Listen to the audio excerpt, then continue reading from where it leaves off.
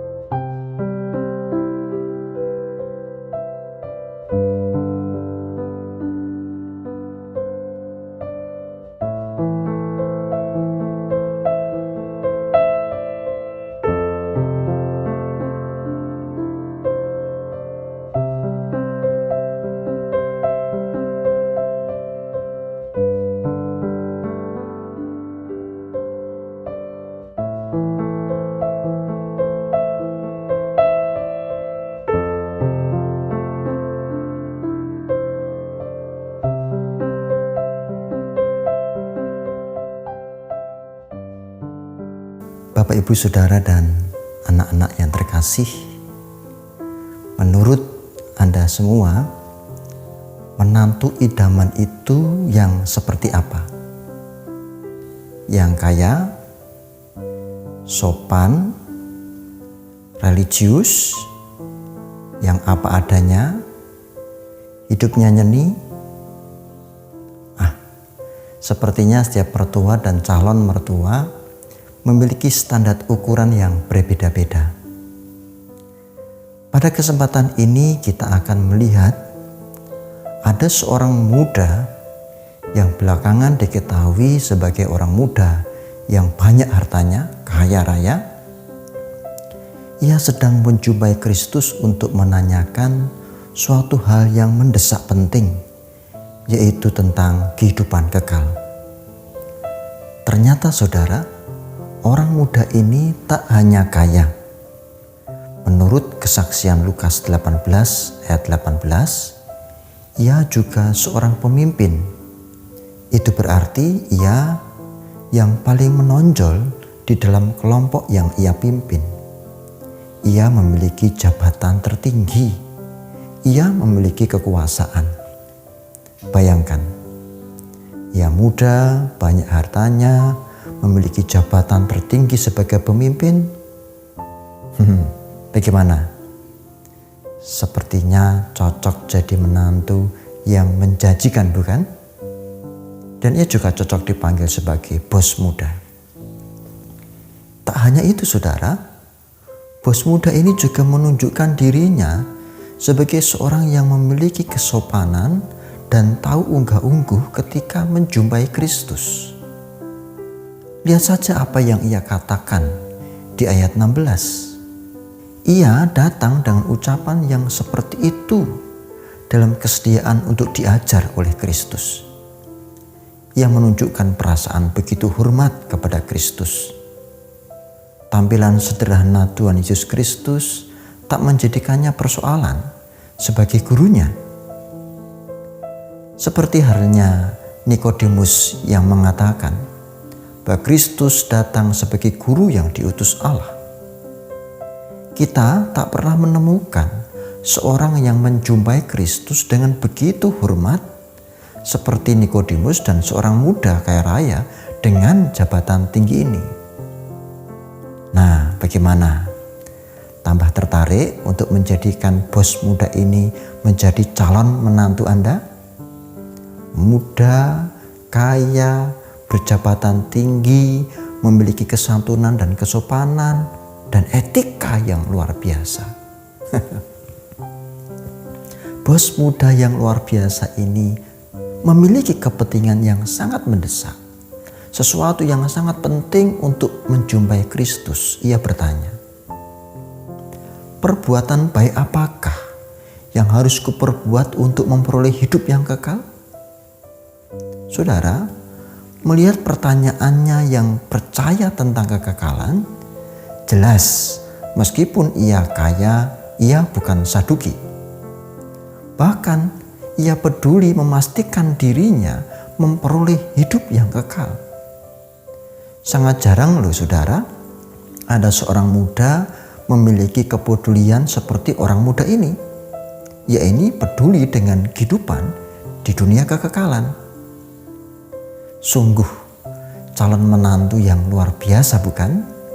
Kaya, jabatan tinggi, sopan dan beretika, memiliki kecerahan jiwa untuk menggapai kekekalan. Mari kita lanjutkan. Kristus tidak mendebat, tetapi ingin menunjukkan hakikinya kebahagiaan yang kekal. Jawabnya, jikalau engkau ingin masuk ke dalam hidup yang kekal, turutilah segala perintah Allah.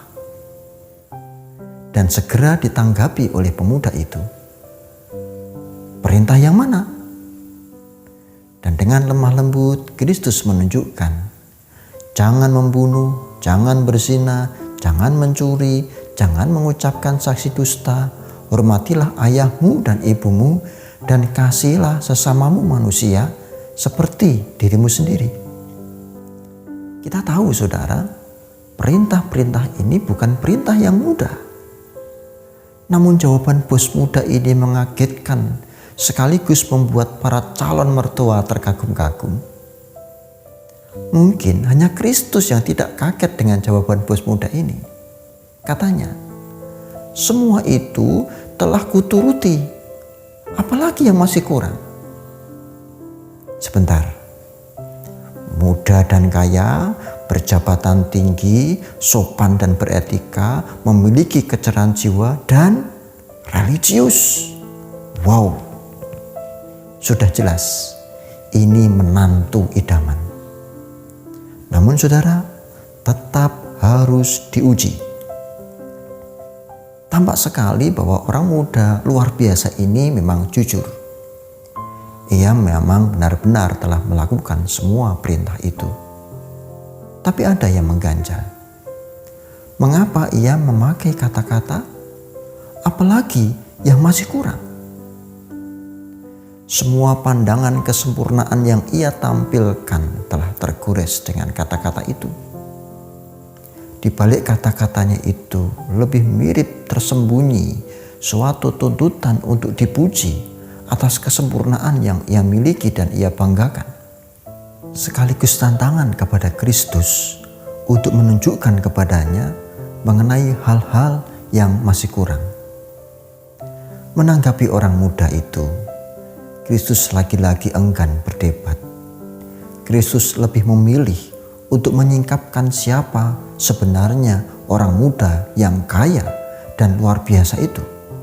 Katanya, jika engkau hendak sempurna, pergilah, jualah segala milikmu. Lihat, Kristus tidak ambil pusing dengan tindakan orang muda yang membangga-banggakan dirinya. Betapa sempurnanya ia melakukan semua hukum. Kristus seolah mengajak, mari, jika kamu ingin sempurna, ingin menunjukkan bahwa dirimu tulus dalam ketaatanmu, jualah segala milikmu dan berikanlah kepada orang-orang miskin. Setelah itu saudara, apa yang terjadi? Pemuda yang memukau ini, kaya, berjabatan tinggi, sopan dan religius itu pergi meninggalkan Kristus. Kenapa? Karena kekayaannya memang sangat banyak. Ternyata ia lebih memilih tidak mendapatkan hidup yang kekal daripada harus meninggalkan semua kekayaannya itu. Nah, masih jadi calon menantu idaman. Teruji loh saudara, tapi terserah Anda. Bapak, Ibu, Saudara, dan anak-anakku semua. Poin pentingnya sekarang dari kisah ini, meninggalkan semua dan dilanjutkan mengikut Kristus menjadi titik penting. di sanalah kebahagiaan kekal berada. Sesungguhnya Abraham pun pernah mengalami ujian ini. Bagaimana ia dipanggil untuk meninggalkan kota kelahirannya, yaitu Ur. Bukankah semua yang ia miliki ada di sana dan ia harus meninggalkan itu semua untuk mengikut Tuhan? Tak hanya itu, ia pun mendapatkan perintah untuk mengorbankan Ishak sebagai korban bakaran, bukan? Ishak itu melebihi harta kekayaan bagi Abraham. Ishak itu anak kandungnya. Tetapi ketaatannya itu, saudara, kuncinya. Ketaatannya itu, saudara, membuat Abraham lulus ujian. Dan kita tahu, Ishak tetap hidup, bukan? Dan Abraham juga tetap kaya, bukan? Ingat rese beberapa saat yang lalu kebalik. Ketika Abraham meninggalkan kekayaan, malah dapat kekayaan. Ketika Abraham tidak menuntut hak nyawa anaknya, malah mendapatkan kehidupan untuk anaknya. Kuncinya apa, saudara? Ketaatan kepada Kristus. Ketaatan mengikuti jalan Tuhan. Kita dituntut tak hanya religiusitas, tetapi juga harus ada spiritualitas. Ketaatan kepada Tuhan, mengasihi Tuhan, berarti juga harus mengasihi sesama. Mari kita belajar dan terus belajar. Amin. Salam Kawilujengan.